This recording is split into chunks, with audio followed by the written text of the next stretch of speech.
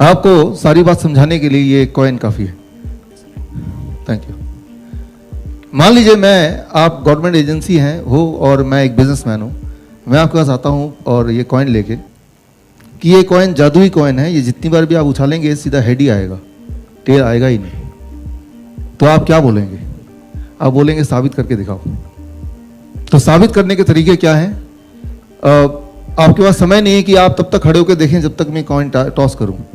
आप बोलेंगे सारे एविडेंस इकट्ठे कर लो, साबित करो और यहाँ पे जमा कर दो। हम उसको एविडेंस को देखेंगे, अगर वो वैसा ही है तो हम अप्रूव कर देंगे कि एक ऐसा कॉइन है जो हर बार हेड आता है, और फिर आप you are authorize to sell it. आप उसको बेच सकते हैं, जहां भी चाहे बेच सकते हैं। अब मैं क्या करूंगा, मैं एविडेंस इकट्ठा कर रहा हूं। तो एविडेंस इकट्ठा करने का तरीका क्या है? सिंपल कि इसको मुझे उछालना पड़ेगा, राइट? और उछालेंगे तो आपको रिजल्ट पता ही है, आधी बार हेड आएगा, आधी बार टेल आएगा, लगभग ऊपर नीचे।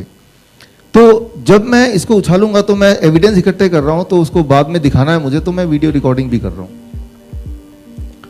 और फिर वीडियो रिकॉर्डिंग ले जाता हूं और सबमिट कर देता हूं एज जो गिवन फॉर्मेट में, और उसमें दिखाता हूं कि देखिए जितनी बार मैं इसको टॉस कर रहा हूं उतनी बार वो हेड आ रहा है, और एविडेंस मैंने प्रूव कर दिया और इस कॉइन को मैंने लॉन्च कर दिया और लोगों के बीच में, और लोग इसको खरीदने लगे। यहां पे कुछ गड़बड़ होने की कोई चांस है क्या? कहीं कोई टेम्परिंग का कोई स्कोप है क्या? कहीं कुछ घोटाला हो सकता है क्या? वो क्या है? वो आपको आइडिया है कि मैंने यहां पे एक्चुअली क्या किया कि जो आधी बार जो नेगेटिव आ रहा था, वो टेल आ रहा था, उसको एडिट करके उसको मैंने दिखाया नहीं, वो रिजल्ट को मैंने छुपा लिया, और जो पॉजिटिव वाला रिजल्ट है उसको इकट्ठा कर लिया, नेगेटिव के 2-4 भी डाल दिए बीच में, और ये प्रूव कर दिया कि most number of time it is head, so it can be sold like a coin which can give you head 90% of the time, right? Or that is what is happening. So that is the truth of the current medical science. और ये बात आज से 4 साल पहले तक, 4 या 5 साल हो गए इस चीज को नहीं पता थी। आप अगर एक गवर्नमेंट की वेबसाइट पे जाएंगे, clinicaltrials.gov, यूएस के गवर्नमेंट का, तो क्लिनिकल ट्रायल जब भी होते हैं पूरे दुनिया में, और उसकी ट्रायल से पहले रजिस्ट्री होती है कि आप बताते हैं कि ये ट्रायल मैं करने वाला हूँ, इस दवा का ट्रायल करने वाला हूँ। फिर वॉलंटियर्स होते हैं जो लिख के देते हैं कि ये ट्रायल हम पे हो जाए तो मैं वॉलंटियर कर रहा हूँ फॉर अ मनी। फिर वो ट्रायल होते हैं, और ट्रायल का नियम है कि विद इन 1 ईयर वो ट्रायल का नतीजा कुछ भी है उसको आपको सबमिट करना, उसको आपको मेडिकल जर्नल में पब्लिश करना है। That is what. जो लोग ट्रायल करते हैं वो एक बिजनेसमैन है, उनका सिर्फ काम ये है कि ट्रायल से अगर ये सक्सेस हो जाता है तो वो ट्रायल हम पब्लिश करेंगे और पब्लिश रिपोर्ट गवर्नमेंट को सौंप देंगे, एफडीए को सौंप देंगे, एफडीए उसके बेसिस पे अप्रूवल दे देगा, और वो अप्रूवल होने के बाद उसको ह्यूमैनिटी में, ह्यूमंस में उसको सेल करने योग्य हो गया, वो मिल गया, तो then it can become a business. That's what is the model.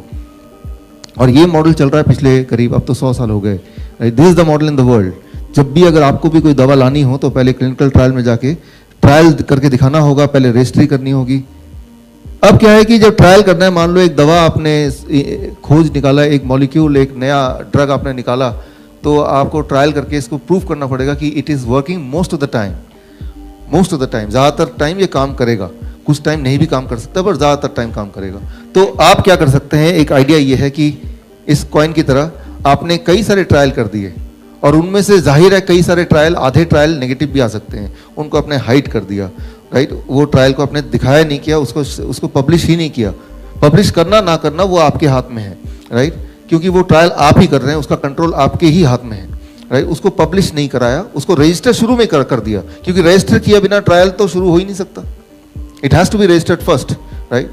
तो पहले रजिस्टर कर दिया, लेकिन जब रजिस्टर कर रहे हैं तब ये नहीं पता इसका नतीजा क्या आएगा, और जब नतीजा या तो पॉजिटिव आएगा या नेगेटिव आएगा। The moment it is negative तो उसको फिर आगे पब्लिश नहीं कराई, उसकी बात गोलमोल कर दिया, उसको कभी पूछा भी नहीं। 2012 में इसका खुलासा हुआ। सारे ट्रायल जितने हैं, जब से एफडीए बना तब से सारे ट्रायल को इकट्ठा किया, और देखा गया कि 50%, exactly 50% of the trial are never been reported. उनका रिपोर्टिंग हुई नहीं कभी। फिर उन ट्रायल को ट्रैक किया गया कि देखें तो वो ट्रायल कहाँ पे, उसके एविडेंस क्या है, तो पाया गया कि वो वाले ट्रायल है। 95% ऑफ द ट्रायल जो रिपोर्ट नहीं हुए, those are the trial those who were showing the negative result, जिनका रिजल्ट क्या नेगेटिव था। अगर वो ट्रायल भी अगर शामिल हो जाते तो आप विश्वास नहीं करेंगे, एक भी दवा जितनी भी दवा आपका नाम जानते हैं, आप कभी खाया हो या खा रहे हैं, एक भी दवा आज मार्केट में हो नहीं सकती, राइट। इसी का रिजल्ट ये है कि मान लीजिए मैंने साबित कर दिया कि ये हेड है, फिर आपने ये ट्रायल से पास हो गया और फिर ये दुकान में बिकने लगा, आप इसको यूज करने लगे, तो चाहे मैंने गवर्नमेंट से छुपा लिया, एफडीए से छुपा लिया, लेकिन जब आप एक्चुअली इसको यूज करेंगे तो भी क्या हर बार हेड आएगा?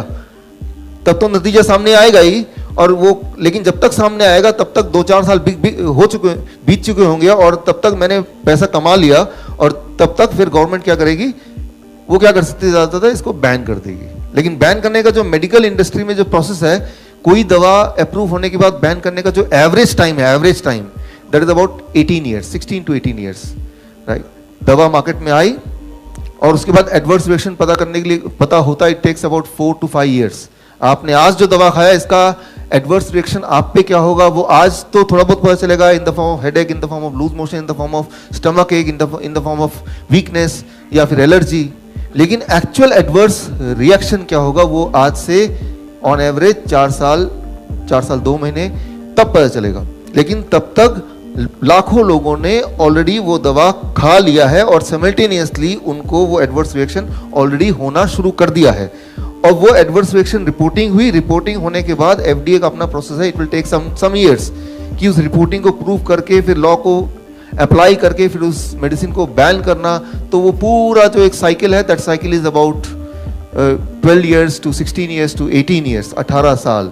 और 18 साल काफ़ी होते हैं एक दवा को बिजनेस में कन्वर्ट करने के लिए, सारा उसको निचोड़ने के लिए। और उसके बाद वैसे भी वो जेनरिक दवा बन जाएगा, तब वो उस कंपनी का वो इंटरेस्ट का रहेगा भी नहीं, राइट। तो तब तक वो दूसरी 2 दवाइयां और ढूंढ के उसको मार्केटिंग भी कर चुका है, राइट। तो दैट इज द ट्रूथ। आज जो दवा आप खा रहे हैं इस वक्त, आप में से सब के सब कोई ना कोई छोटी मोटी दवा ले ही रहे हैं। Most of the time it is preventive medicine, right, कि हार्ट अटैक से बचाएगा या ब्लड प्रेशर से बचाएगा, कुछ हो ना जाए ले लें, राइट। एक बात मैं आपको बताना चाहूंगा कि दवा खाने की वजह से आप जिंदा नहीं हैं। मुझे हैरानी है कि दवा खाने के बावजूद भी आप जिंदा हैं।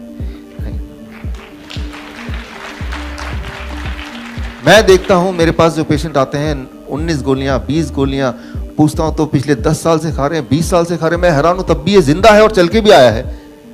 बड़ी बात है।